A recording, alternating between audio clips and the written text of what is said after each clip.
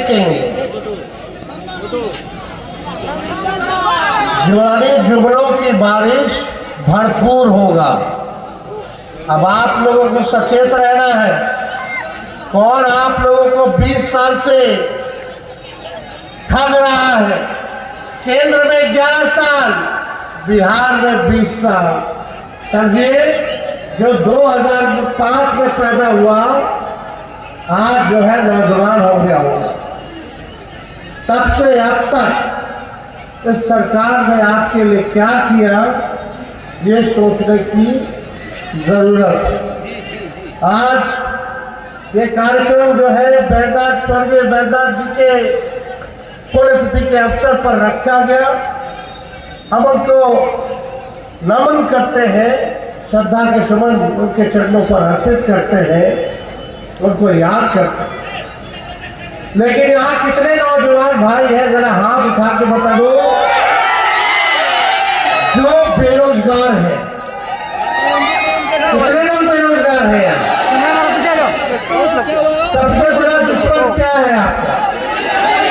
बेरोजगारी।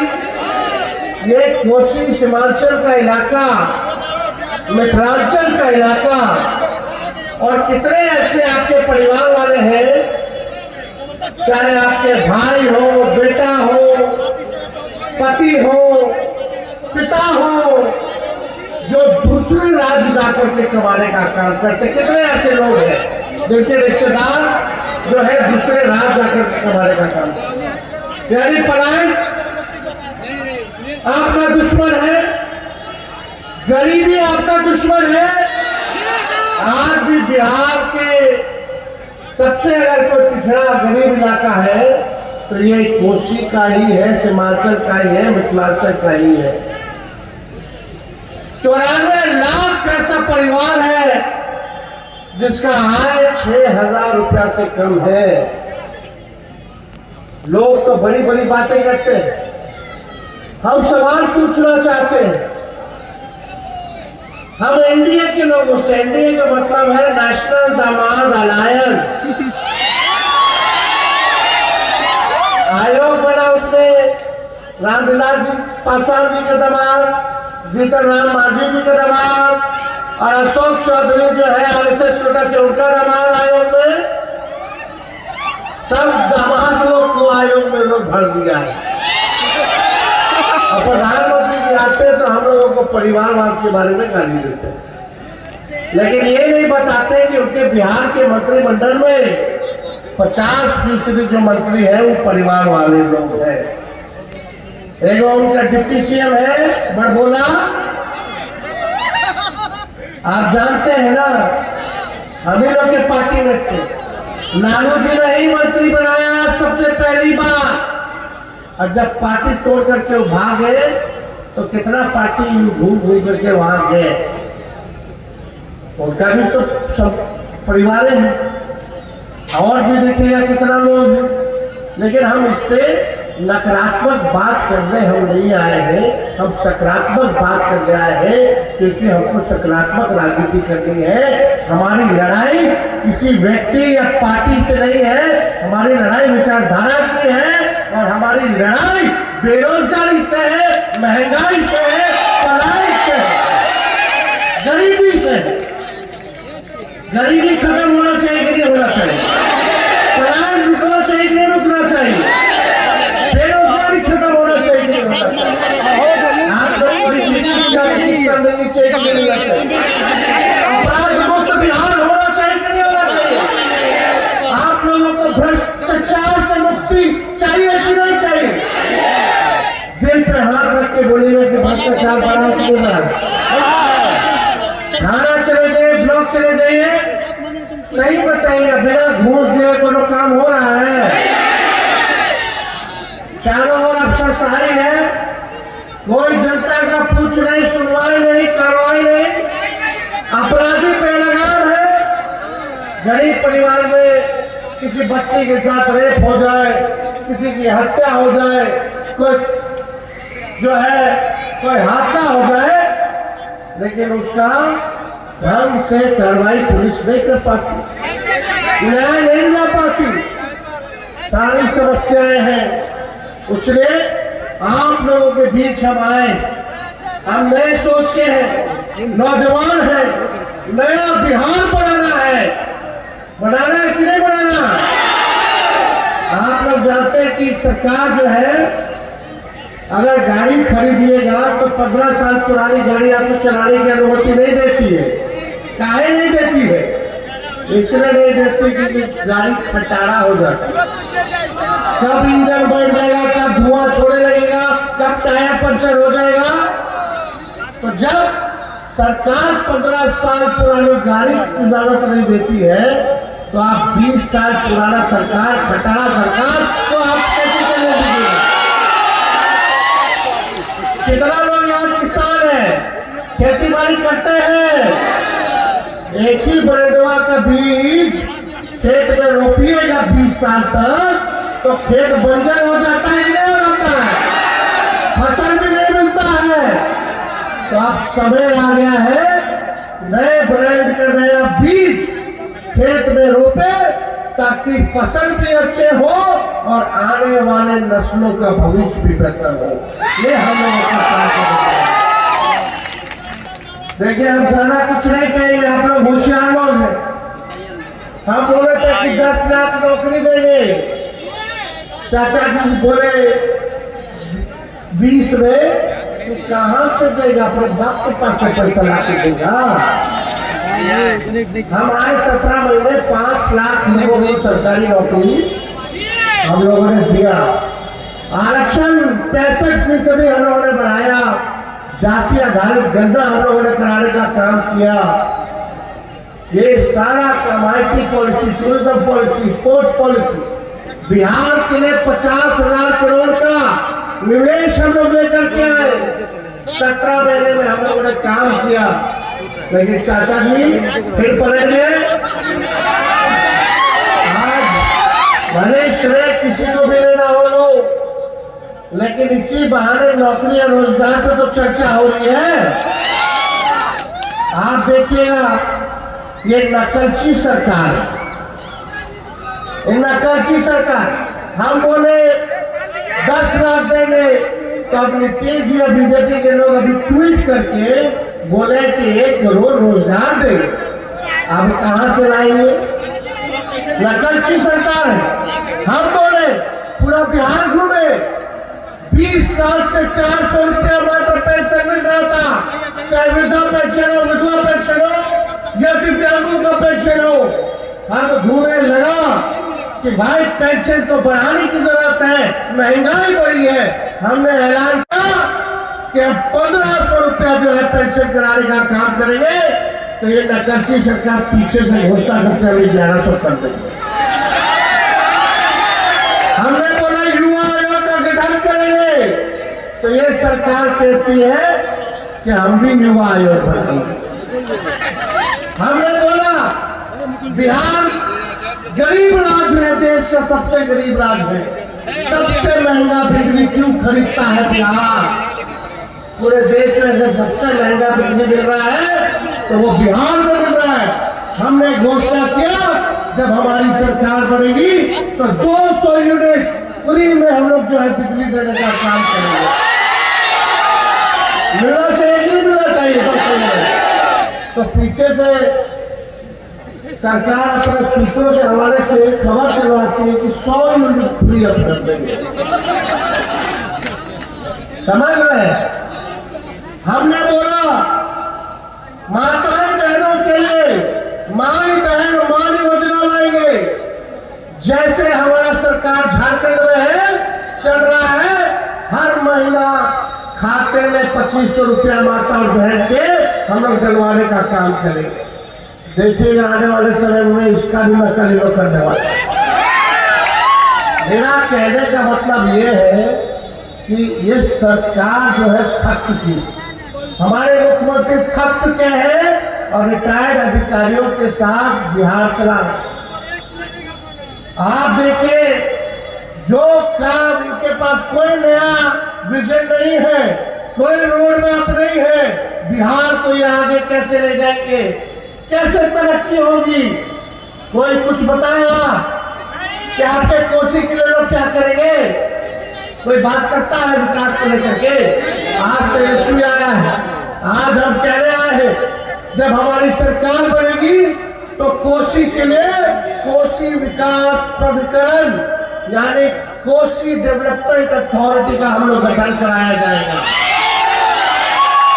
और यही नहीं, जो मक्का की खेती जो लोग करते हैं, हर पंचायत में भंडारण का व्यवस्था हमारी सरकार जो है कोसी और सीमांचल के इलाका में कराने का काम करेगी। अभी देखते हैं मक्का सब रोड पे रख देता है, भंडारण का व्यवस्था होना चाहिए नहीं, और कितना एक्सीडेंट भी हो जाता है, होता है कि नहीं?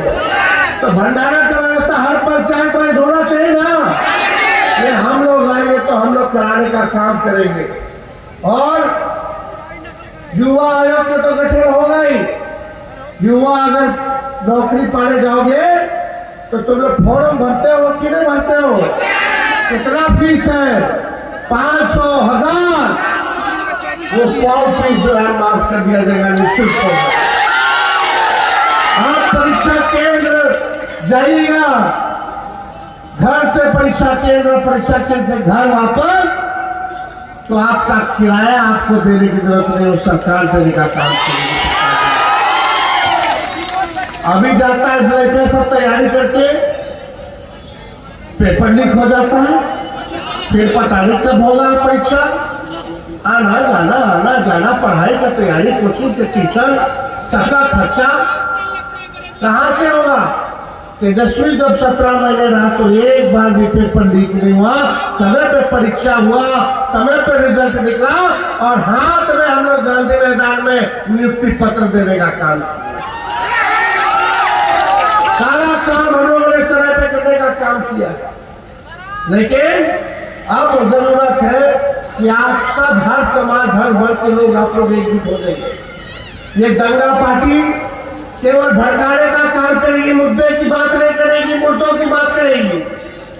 हमारा मुद्दा क्या है? पढ़ाई, दवाई, कमाई, सिंचाई, सुनवाई और कार्रवाई वाली सरकार देने का। लेकिन ये भाजपा के लोग आएंगे, हिंदू, मुस्लिम, मंदिर मस्जिद में फंसा करके आप लोगों को रखना चाहते हैं और आप लोगों का वोट छीनना चाहते हैं।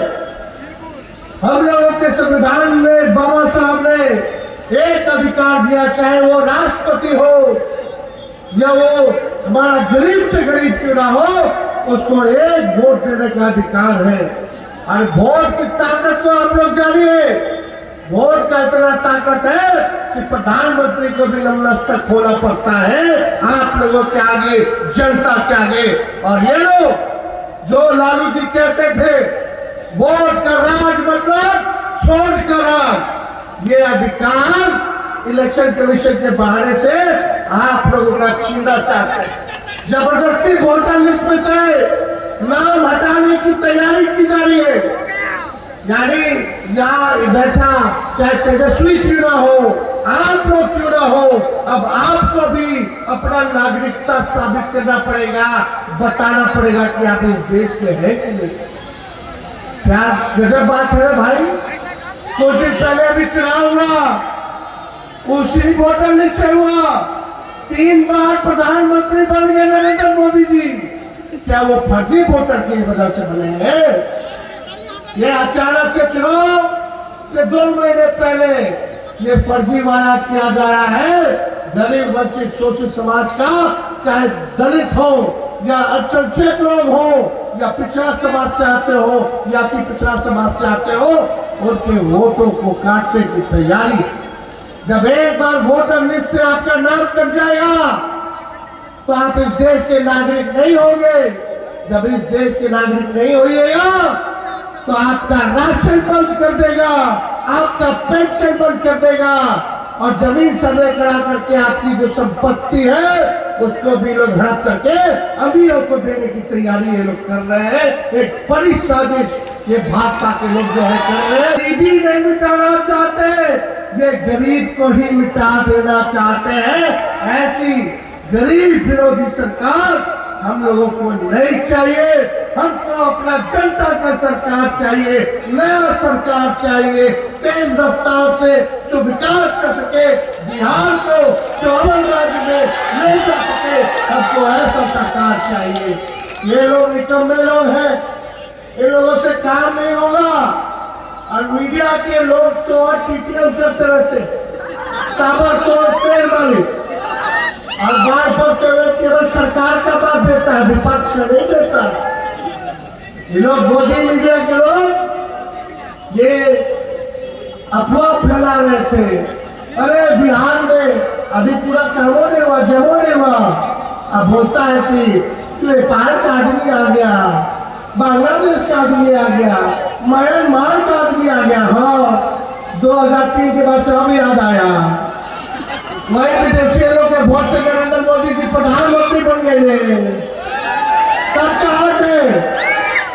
और आप लोगों को बता दें, ये सूत्र का नाम जोड़ करके हमने कहा कि ये जो सूत्र है हम इसको मूत्र समझते हैं। ये अखबार वाले लोग, कुछ चंद लोग, एक ईमानदार अखबार, एक ईमानदार पत्रकार अपनी पत्रकारिता कर रहा था, अजीत अंजुम जी जगह जगह दिखा रहे थे कितना घपला चल रहा है होटल लिस्ट वाले में। सरकार उस पर जो है FIR करने का काम किया। ये तानाशाही नहीं चलेगी, नहीं चलेगी। इसलिए हम सब लोगों को एक लंबी लड़ाई लड़ने की जरूरत है, एकजुट रहने की जरूरत है, और आप लोगों को मिल करके इस नकम्मी सरकार को खाट फेंकने की जरूरत है। साथ मिलेगा कि नहीं मिलेगा, हम बिहार को आगे लेके चलना है ना, नया बिहार बनाना है ना। विकसित केवल काम की बात हो, बेकार की बात ना हो। पूछो इन भाजपा वाले जब आएंगे तो क्या शुगर मिल फैक्ट्री खोला, नरेंद्र मोदी जी बोले थे शुगर मिल खुलवा देंगे, और उसी चीनी का चाय पिएंगे चंपारण में। 11 साल के प्रधानमंत्री एक चीनी मिल चालू करा पाए, लेकिन जब तेजस्वी 17 महीने था तो सीतामढ़ी के रीगा में चीनी मिल चालू कराने का काम किया। तो आप सब लोग बड़ी संख्या में यहाँ आए हैं। हम लोग आगे भी कुशवाहा समाज को लोकसभा में सबसे ज्यादा आगे टिकट मिला तो हम लोगों के गठबंधन से मिला, और आप लोगों से वादा है कि आप लोग अगर 4 कदम चलेगा तो तेजस्वी 15 कदम चलने का काम करेगा। और ज्यादा कुछ नहीं, आने वाले समय में भी कुशवाहा समाज को सम्मानजनक सीटें हमारा महागठबंधन जो है देने का काम करेगा, चाहे अति पिछड़ा समाज के क्यों ना हो, अल्पसंख्यक समाज के क्यों ना हो, पिछड़ा समाज, दलित, सभी लोगों की भागीदारी होगी, सभी लोगों को मौका हम लोग देने का काम करेंगे। इन्हीं चंद शब्दों के साथ पूर्व मंत्री बैजनाथ जी का नमन करते